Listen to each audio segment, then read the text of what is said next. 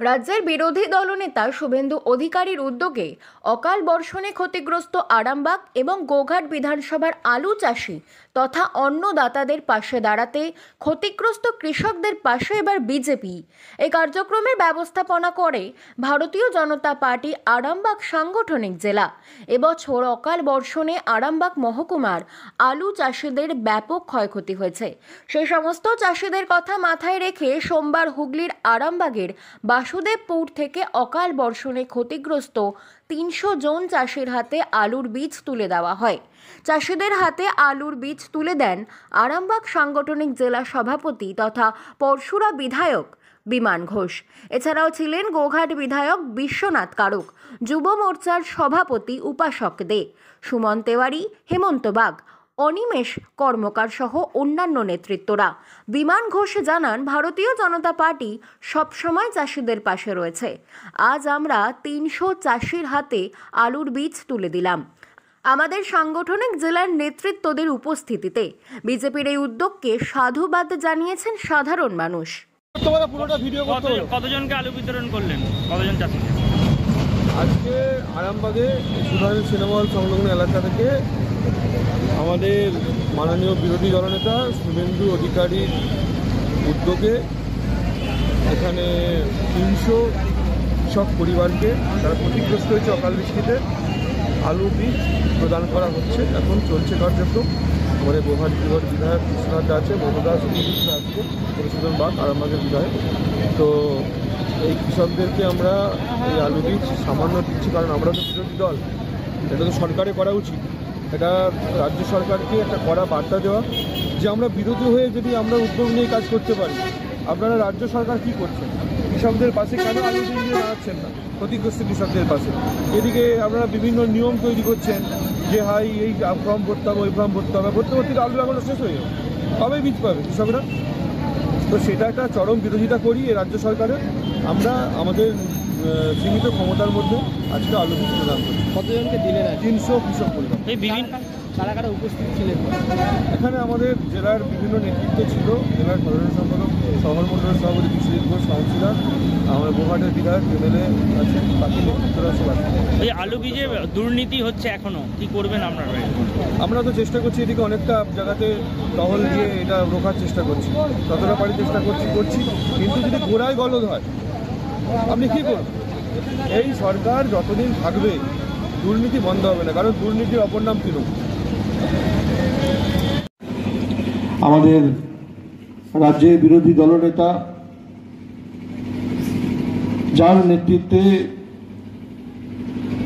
ভারতীয় জনতা পার্টি পরিষদীয় দল বিধানসভার ভিতরে এবং বাইরে লড়াই করছে, মাননীয় শুভেন্দু অধিকারী মহোদয়কে, যার উদ্যোগে আজকে আমরা এই জেলায় দ্বিতীয়বারের মতো ৩০০ বস্তা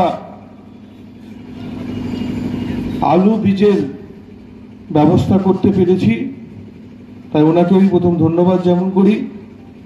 আজকের এই মহতী কার্যক্রমে উপস্থিত আরামবাগ সাংগঠনিক জেলার কিষাণ মোর্চার সভাপতি হৃদয় হাজরা, উপস্থিত আছে গোঘাট বিধানসভার বিধায়ক সম্মানীয় বিশ্বনাথ কারক, জেলার ৩ জন সাধারণ সম্পাদক অলোক দলুই, বিশ্বজিৎ দাস, মানসী চৌধুরী, আরামবাগ বিধানসভার 4 জন মণ্ডল সভাপতি, মণ্ডল 1 পৌর মণ্ডলের সভাপতি বিশ্বজিৎ ঘোষ, 2 এর সভাপতি মিঠুন সিং, 3 এর সভাপতি বিশ্বজ্যোতি, 4 এর সভাপতি সুশীতল। উপস্থিত আছে জেলার অন্যতম সহসভানেত্রী মধুমিতা বেরা, উপস্থিত আছে জেলার অন্যতম সহসভাপতি হেমন্ত বাগ, 3 জন মোর্চা সভাপতি, যুব মোর্চা উপাসক দে, মহিলা মোর্চা স্মৃতিকণা মেদ্দা, কিষাণ মোর্চা সভাপতি এবং এসসি মোর্চার সভাপতি অনিমেষ কর্মকার সহ আরামবাগ বিধানসভার কো কনভেনার সুমন তেওয়ারি। সর্বোপরি আজকের এই কার্যক্রমে উপস্থিত সকল কৃষক বন্ধু, যারা এই অকাল বর্ষণে ক্ষতিগ্রস্ত হয়েছে। সবাইকে আজকের এই মহতী কার্যক্রমে স্বাগত। বেশি কথা বলবো না, দু এক কথা বলে আমরা আলু বীজ বিতরণের কাজ শুরু করব, কারণ সন্ধ্যা হয়ে আসছে। শুধু কয়েকটা কথা বলতে চাই। তৃণমূল কংগ্রেসের একটা কর্মসূচি আমি আপনার মিডিয়ার মাধ্যমে শুনছিলাম, যে চাষির দুয়ারে চাষির কথা। তো চাষির দুয়ারে চাষি কি কথা বলে? শুধু তার বাড়িতে গিয়ে তার পয়সা খরচ করিয়ে চা খেয়ে আসা, না সেই চাষিকে কিছু সহযোগিতা করা, কৃষকদের কিছু সহযোগিতা করা।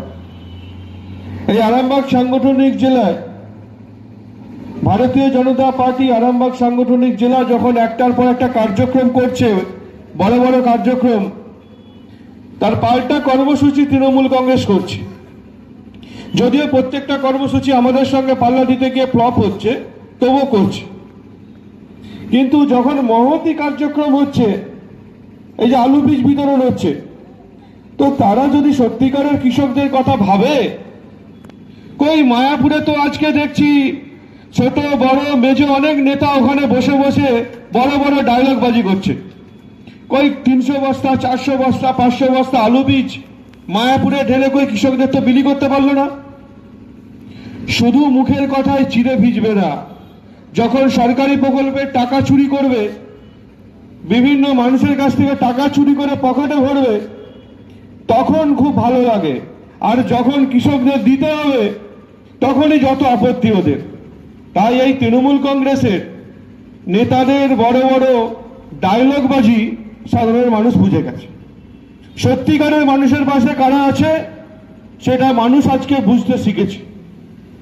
গতকাল আমরা আরামবাগ সাংগঠনিক জেলার আদিবাসী মোর্চার পক্ষ থেকে একটা প্রশাসন বের করেছিলাম, র্যালি, যেখানে প্রায় 2000-এরও বেশি আমার পেছিয়ে পড়া আদিবাসী সম্প্রদায়ের প্রতিনিধিরা উপস্থিত ছিল। আজকে সেই প্রোগ্রামের নকল করছে তৃণমূল কংগ্রেস মায়াপুরেতে। কি করছে?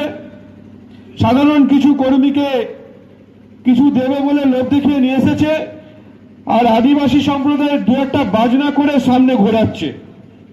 যেমন দলটার ভিতরটা চোর, উপরটা চোর, সবটা চোর। তো সেই রকম রাস্তার মধ্যেও মানুষকে আবার বোকা বানানোর জন্য কয়েকটা ঢাকঢোল রাস্তার মাঝখানে করে দিয়ে বোঝাতে চাইছে সব আদিবাসী আছে। আর সেখানে বসে আছে কে? তৃণমূল কংগ্রেসের এই জেলার সভাপতি, যে গোষ্ঠীদ্বন্দ্ব এমন করছে যে তার দলের কর্মীকেও বাঁচাতে পারছে না, পুলিশ অ্যারেস্ট করে নিচ্ছে। উপস্থিত আছে কে? না, হরিপালের পরিবারতন্ত্রের বিধায়ক করবী মান্না, যাকে হরিপালে রেল পুলিশ যে এমন নোটিশ দিয়েছে, কর্তাগিন্নি দুজনে ছুটে বেড়াচ্ছে, আর শুধু বিমান ঘোষের ভূত দেখছে, শুধু বিমান ঘোষের ভূত দেখছে। সে ওখানে বসে বসে মজা দেখছে। আর কে উপস্থিত আছে? গায়ে মানে না আপনি মরল, আরামবাগ পৌরসভার প্রাক্তন সভাপতি। তিনি তো বলছিলেন চাষির দুয়ারে চাষির কথা। তো ওখানে চাষির দুয়ারে চাষির কথা হচ্ছে না? ওখানে বসে বসে 100 দিনের কাজের টাকা কেন পায়নি বিজেপি? জবাব দাও। আরে বিজেপি কেন জবাব দেবে? জবাব তো আপনাকে দিতে হবে। কত টাকা চুরি করেছেন? কত টাকা চুরি করেছেন 100 দিনের কাজের? কত টাকা চুরি করেছেন হাউস ফর হল? বাড়ির টাকা কত চুরি করেছেন? কত টাকা পকেটে ঢুকেছে? অ্যাকাউন্ট কোথায় কোথায় আছে? কার কার কাছে পয়সা দিয়েছেন? উত্তর তো আপনাকে দিতে হবে। বিজেপি কেন উত্তর দেবে? বিজেপি চুরি ধরেছে বলে বিজেপি উত্তর দেবে? আরে এখনো সময় আছে, এই সভা টভা বন্ধ করুন। কোন দিন সাধারণ মানুষ ছুটে এসে এমন ছোটাবে না, তাই মঙ্গলকোটের মানুষ মুইয়া হয়ে যাবে। তখন আর খুঁজে পাবেন না যে আপনি কোন দিকে যাবেন, আরামবাগ আসবেন না ওদিকে গঙ্গার ওপারে চলে যাবেন। তাই বলি, এইবার সভাসল করতে গেলে একটু সাবধানে করুন, কারণ এত মানুষকে ভুল বুঝিয়েছেন, এত মানুষকে বোকা বানিয়েছেন, মানুষ বুঝতে বুঝতে আজ খেপে গেছে। কৃষকদের মাঠেতে আলু পচে যাচ্ছে, আর আপনি চাষির দুয়ারে চাষির কথা করছেন। করে কি করছেন? চা খেয়ে সেখানে আড্ডা দিয়ে চলে আসছেন। মানুষের পাশে আছেন আপনি? আরামবাগ পৌরসভায় কি করেছেন? কি করেছেন আরামবাগ পৌরসভায়? যেখানে সিপিএম শেষ করে গেছিল, ঠিক সেখান থেকে আপনি শুরু করেছেন, আর পুরো পৌরসভাটাকে ঘাবলা করে দিয়েছেন। বলছে আমি শ্বেতপত্র প্রকাশ করছি, শ্বেতপত্র। আরে আপনি নিজেই তো শ্বেত নয়, তাহলে পত্র কি প্রকাশ করবেন? তাই বলি, এই তৃণমূল কংগ্রেসে এক একটা নেতা হচ্ছে এক একটা ধরনের। কার নামে কত কি বলবো, বলতে বলতে আমাদের মুখ ব্যথা হয়ে যাবে, তবুও বলা শেষ হবে না। শুধু একটা কথাই বলবো, মানুষের জন্য কিছু করুন, ডায়লগবাজি করুন, রাস্তায় নেমে জব কার্ডে টাকা দেবো আর বাড়ি দেবো, লোক দেখে লোক আনতেন, এখন তা হচ্ছে না, আর লোক বেরোচ্ছে না। তাই মানুষকে ভুল বোঝাচ্ছেন। কিন্তু সত্যিকারের যদি মানুষের জন্য কিছু করতে চান, যদি নিজেকে সমাজসেবী বলে ভাবুন, তাহলে যেই কটা টাকা কাটমানি খেয়েছেন তার অন্তত 50% মানুষের জন্য বিলিয়ে দিন, নাহলে উপরে কেউ জবাব দিতে পারবেন না। কার কাছে কি জবাব দেবেন?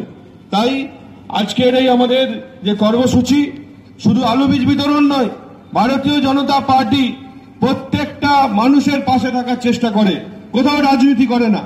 আরে আমরা প্রোগ্রাম করছি, মানুষের মধ্যে স্বতঃস্ফূর্ততা আছে।